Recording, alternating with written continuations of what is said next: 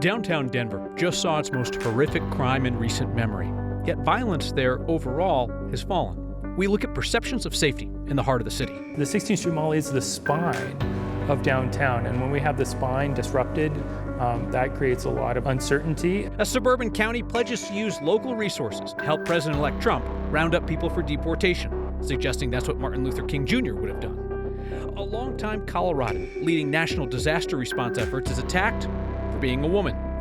And as California cleans up from the massive fires, a next viewer wonders what Colorado did with all the Marshall Fire debris. The answer tonight on Next. The stabbing spree that killed 2 people in downtown Denver over the weekend has folks understandably on edge, even as violent crime in the center of the city is down from its spike a few years ago. Our Mark Salinger went to the 16th Street Mall today to talk about perceptions of safety. How's your day going so far? Good, how are you? Good. After more than 15 years in business, Hey, Jared Perot has a solid perception of his neighborhood. And there was a balance on that today. Okay. The owner of 5280 Custom Framing also understands there's work that needs to be done. I love Lodo. Yeah, it's a special place. Especially after the stabbings that happened nearby this weekend. When something like this happens, it's kind of a setback. Jared is part of the Lodo Business District. He understands the view some people have about the area.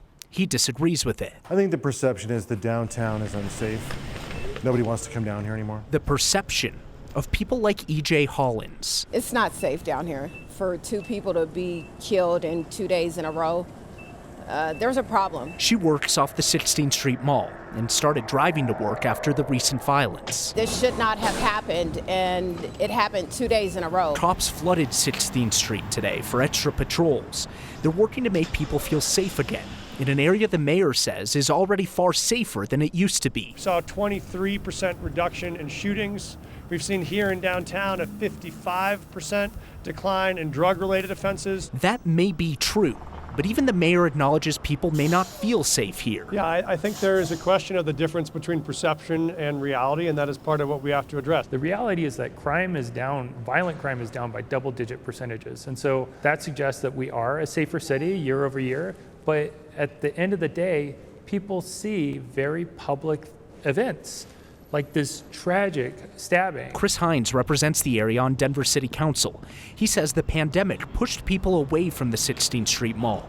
Years-long construction hasn't helped bring them back. The 16th Street Mall is the spine of downtown, and when we have the spine disrupted, that creates a lot of uncertainty. It's giving Denver a negative rep right now, definitely. Everybody's perception is different. I'm down here every day. I have not seen a whole lot of crime down here. But everybody wants to make sure what they saw this weekend never happens again.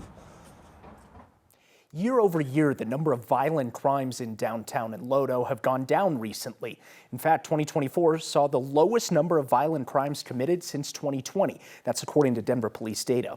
The mayor and police chief called this an isolated and exceedingly rare incident yesterday, Kyle. And right, it can be isolated and rare and still just horrifying for people. Right. And you think about the folks who try to make a living working downtown. Businesses, absolutely. Right? I mean, so many of the offices cleared out for the pandemic, didn't come back. Then you've got this construction project, which, I'm sorry, has just been a mess for years. They're hoping that they can get to the other side of Yeah. it. They're pouring in hundreds of millions of dollars into this. It's expected to wrap up the construction in fall of 2025, so this upcoming fall. Hopefully that'll end up bringing more people down afterwards. Yeah, they got to give people reasons to go down there because And parking is very difficult. It has been for a while. All right. Thank you, Mark. Aurora Public Schools has gone 2 days now without internet access or phones after what the district is calling suspicious activity on the school's network. The district says it could be a while before service is restored and classes may end up being canceled later this week. Spokesperson for the school system would not talk about the details of this suspicious activity, but APS says it has increased security both online and in person with security officers monitoring school buildings. Republicans in Douglas County are planning their next move around the state law that restricts cooperation with immigration agents after Dougco lost a legal fight on that issue last year. Today, Dougco's all-GOP Board of Commissioners passed a resolution pledging to use local resources to help with President-elect Donald Trump's mass deportation. Trump has talked about deporting every single person in the U.S. without authorization. Trump has said that could be more than 20 million people. Dougco and its Republican sheriff have spent years trying to overturn state laws that keep local law enforcement from holding people for federal immigration detainers. Now, county commissioners say they will, quote, actively oppose those laws. Commissioner George Teal invoked civil rights activist Martin Luther King Jr. in support of the mass deportations. In terms of the defiance of state law, I think it's an inappropriate state law. This is America. We have the right to speak out against laws that we don't agree with. And actually, if I recall the words of a gentleman named Martin Luther King Jr., it's our duty and obligation to take action to willfully disobey those laws. Am I willing to, in my role as a county commissioner, am I willing to devote those resources to support those actions? 100%.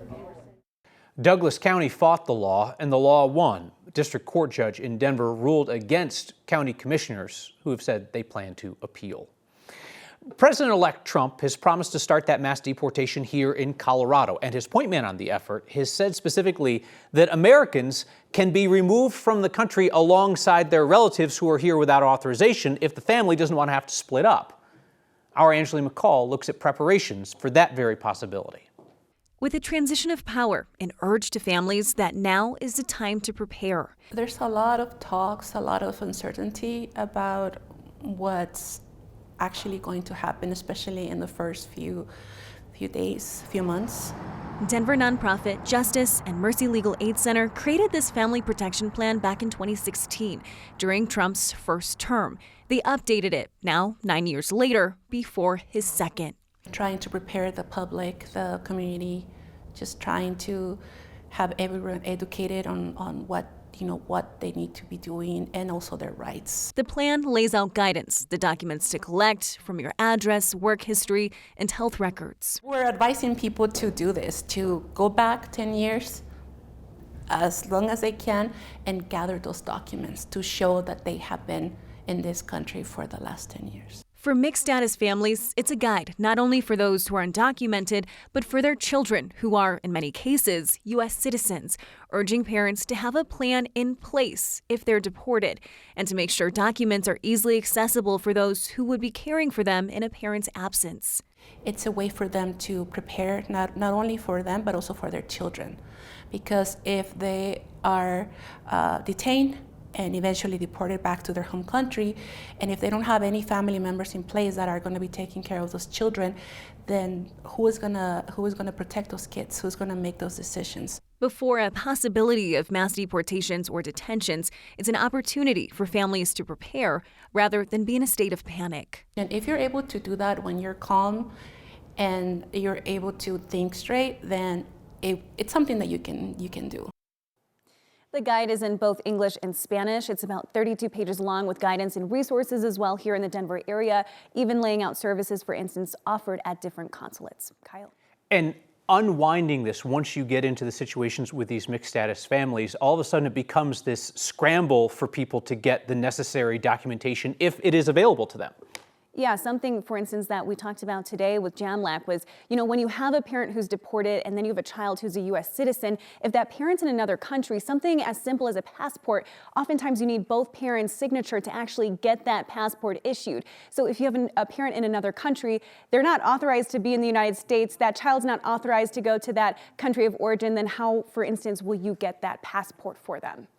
Angela McCall, appreciate the context. You always bring your reports on this. Thank you. Denver Mayor Mike Johnson has just vetoed the brand new resolution to expand needle exchange sites around the city. It passed City Council last night on an 8-5 vote, and what passes for pretty much an instant veto, the mayor has rejected this expansion of needle exchange programs around the city. Currently, there are 3 citywide, 2 fixed sites, 1 mobile. A majority on City Council voted to lift the cap. There would be no limit. Also, it would have lifted a prohibition on how close they could be to schools and daycares. But Mayor Johnston, in his veto letter, says that there's not currently a shortage of sites, nor is there a clamoring among Denverites to expand needle access programs where people who use drugs can swap dirty needles for clean ones. And with that, The mayor has vetoed the expansion. California's wildfire cleanup sparked your next question tonight about where Colorado's fire debris goes. The longtime Coloradan leading FEMA is now being attacked as a DEI hire. Let's talk about what that word really means. And Republican plans to save Coloradans $4,500 a year is not likely to go anywhere. We'll explain next.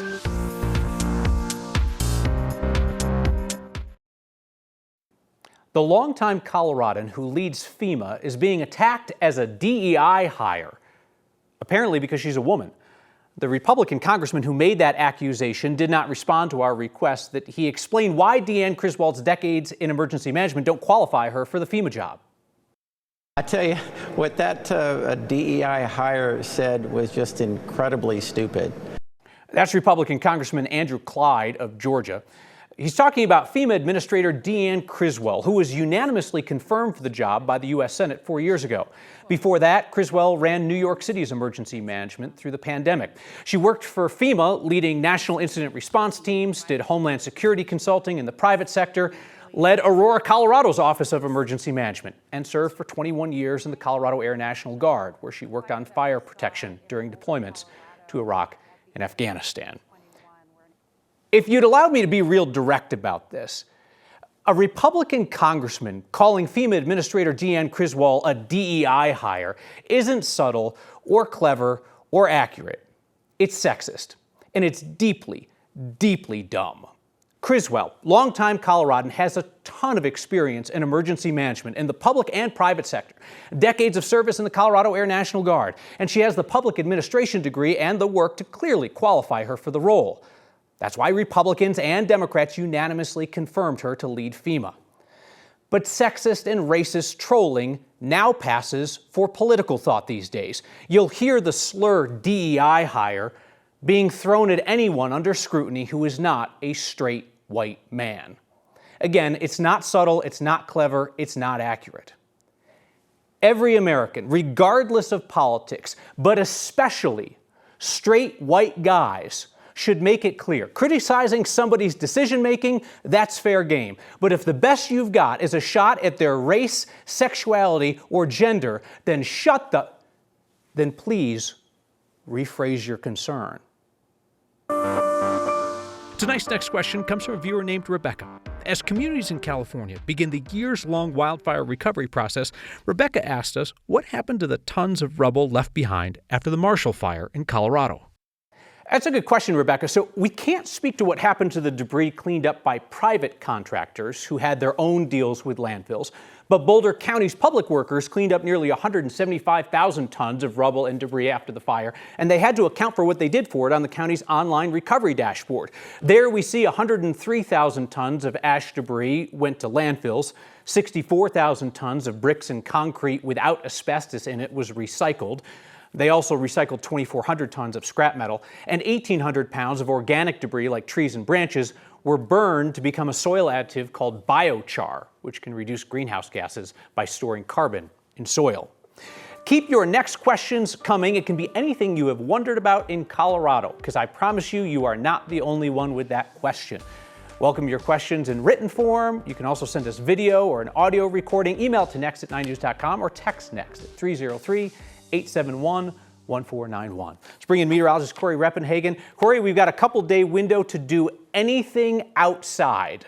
Man, I'm telling you, take advantage of them if you can. We got a couple of real nice days coming your way tomorrow and Thursday, probably the last two warm days until February. So take advantage of it. We'll focus on that around the forecast for the National Western Stock Show. By the way, my man Little Big Bull here is getting a lot of attention, a lot of feedback. People saying his horns are a little too big for that little man.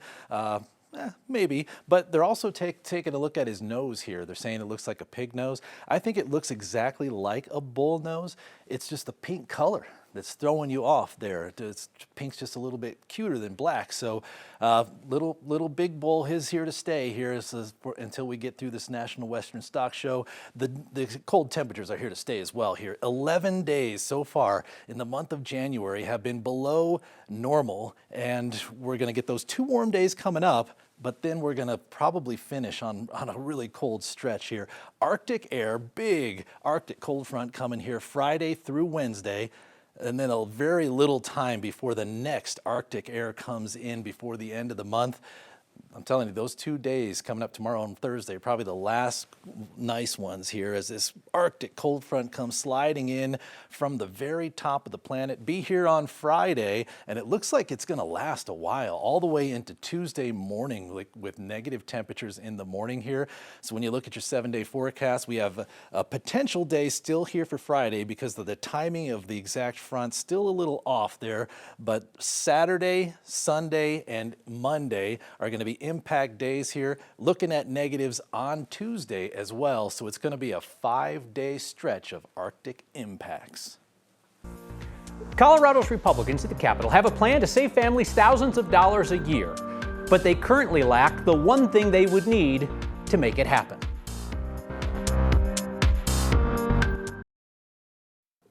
Republicans at the state capitol say they could save Coloradans thousands of dollars a year by repealing a bunch of regulations passed by Democrats.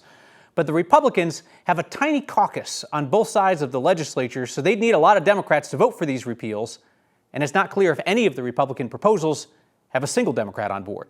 Today, Senate Republicans outlined their wish list that they say could save people an estimated $4,500 a year. Their spokesperson declined to directly answer when I asked if any of the bills have a single Democratic co-sponsor. They said they're still working on that. As we've discussed here, both Republicans and Democratic Governor Jared Polis say that saving Coloradans money is their top priority. Today, Republicans criticized Polis's cringy stunt where he cut through a bunch of obscure old government orders with a power saw. They called that political theater, which it clearly was, but Republicans were not above using props themselves. What does $4,500 actually look like? I'm glad you asked. This is what $4,500 looks like. There's like a little reveal there. I like that. The Republican ideas that are doomed without significant Democratic support include a repeal of Colorado's 29-cent delivery fee to fund transportation and the 10-cent grocery bag fee. Republicans also want to expand nuclear energy programs, repeal clean energy grants, and cut business regulation. Now, their best chance for Democratic buy-in is likely on construction defect reform.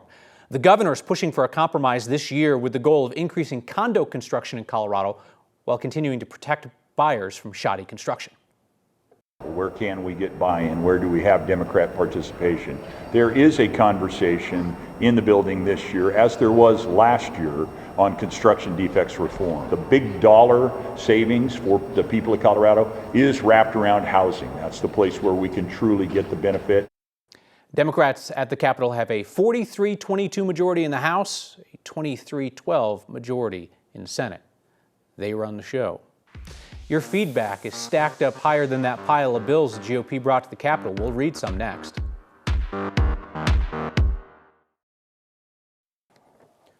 My goodness, the feedback tonight about my commentary on the attack on a longtime Coloradan, currently the FEMA administrator, as a DEI hire because she's a woman. Nikki says, we need many more, quote unquote, regular white men to call out this type of slander. It sets a great example not only for my daughter and yours, but for our sons as well.